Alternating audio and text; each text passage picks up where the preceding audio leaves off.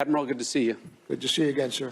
You served in the Navy 36 years. You commanded SEAL Team 2, and you retired as Vice Admiral of the Navy, correct?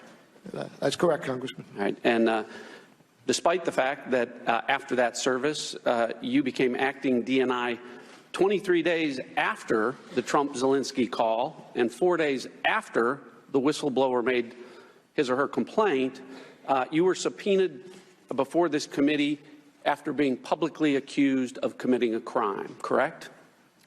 Yes, Congressman. Chairman Schiff wrote a letter on September 13th accusing you of being part of a, quote, unlawful cover-up, and then the Speaker of the House took it one step further. She went on national TV and said not once but twice that you broke the law, that you committed a crime. She said the acting director of national intelligence blocked him, meaning the ICIG, from disclosing the whistleblower complaint. This is a violation of the law.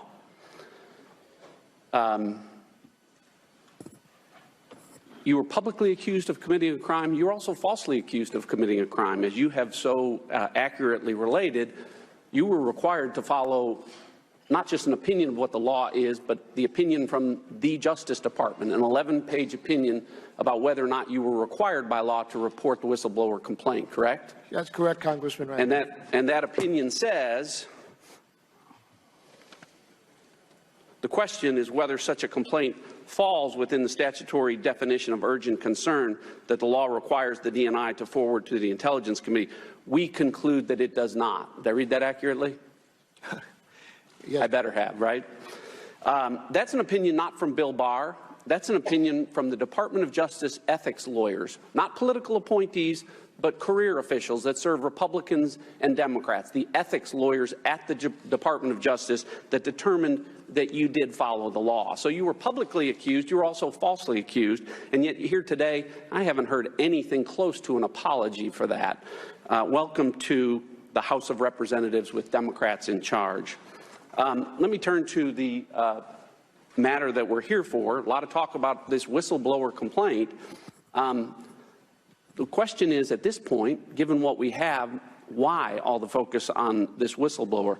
The best evidence of what President Trump said to President Zelensky is a transcript of what President Trump said to President Zelensky.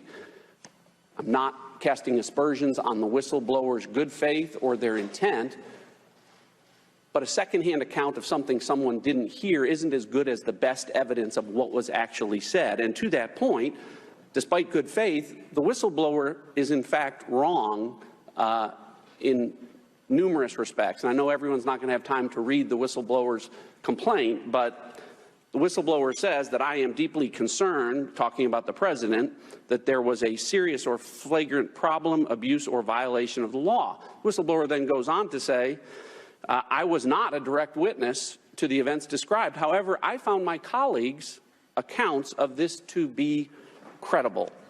And then talking about those accounts of which this whistleblower complaint is based on, the whistleblower tells us the officials that I spoke with told me, and I was told that, and I learned from multiple U.S. officials that, and White House officials told me that, and I also learned from multiple U.S. officials that. In other words, all of this is secondhand information. None of it is firsthand information.